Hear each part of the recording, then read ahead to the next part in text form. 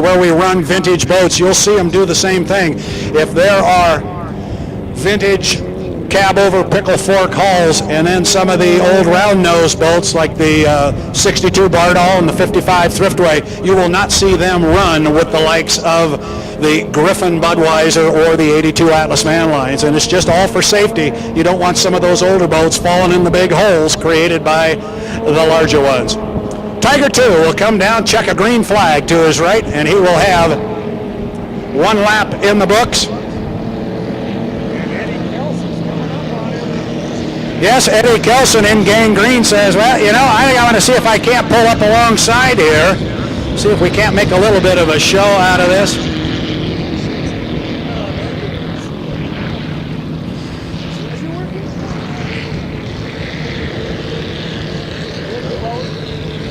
And just like that, Eddie Kelson lets you know just how well he is able to corner in that gang green cab over as he starts down the backstretch. And as I said earlier, and for the two guys standing to my right, these guys aren't running real fast, but it certainly takes you back to the days of Lake Sammamish and Green Lake in North Seattle, doesn't it, Carl? How are you? Brad, it takes me back to George Babcock and Earl Wham racing around Green Lake about 101 miles an hour. And that was awfully fast back in the day, and I know you probably watched a lot of racing, as we all did in the Northwest, Mr. Compton.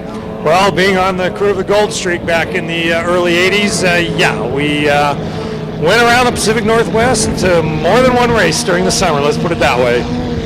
Well, it's a great legacy, and this is, if not the fastest growing division in the American Powerboat Association. I know it was a couple of years ago. I know both of you men have spent time restoring boats and building replicas of boats from prior eras. It really is a labor of love, isn't it?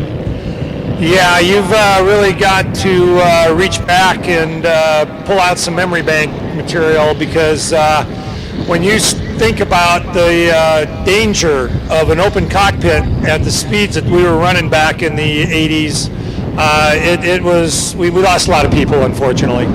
Well, we did, but as usually happens from tragedy, you get improvements, and certainly we see the enclosed cockpits and the enclosed canopies now that have saved so many people and literally saved the sport. I think the sport was in some very dangerous times back in that period in the 80s that you're talking about, when we were losing drivers. We were at the risk of losing the sport.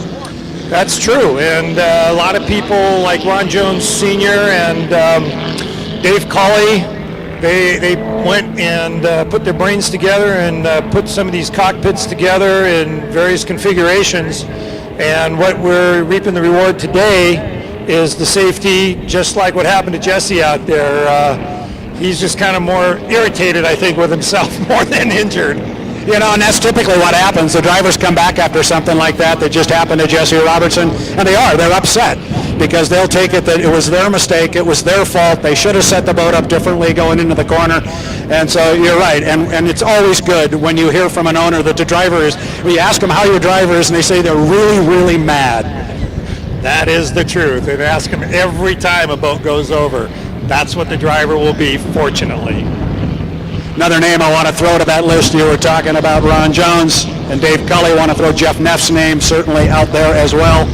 But talking about the sport almost going away, I mean, after we lost Bill Muncy and Dean Chenoweth and Augie Bush went to Bernie Little and says, you got to make this sport safe or we're going to get out. And it was developed, a lot of people, and Bernie spent a lot of money, but a lot of people put a lot of hard work, and we got the drivers safe.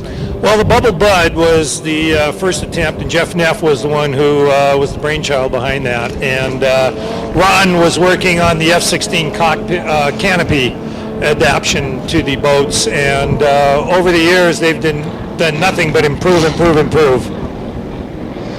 But these guys, back in the day, these hulls, this is what it looked like, and these were state-of-the-art hulls when they ran back in the day, and it's just a tribute to the people that raced them back then and to the dedication of the folks out here that restore these things, that we get to look back at our past from time to time and see what it used to look like. Eddie Coulson there in that gang green, he had a good run.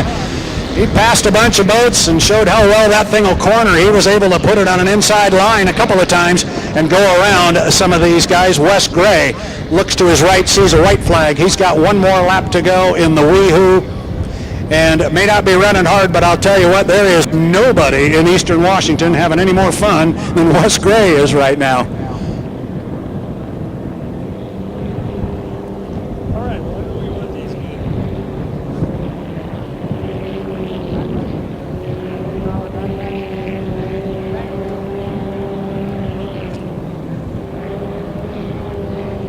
One great thing about Region 10 racing here, and especially at this particular venue, where from my standpoint, you stand here and you keep your eyes on the race course. We get checkered flags up and bring boats back to the pit area, and you turn around, you realize you got a whole other fleet of boats in the water getting ready to go. We got 5 leaders in the water, so don't go away. We've got 5 leaders coming out on the race course here momentarily upon return of our vintage hydroplanes.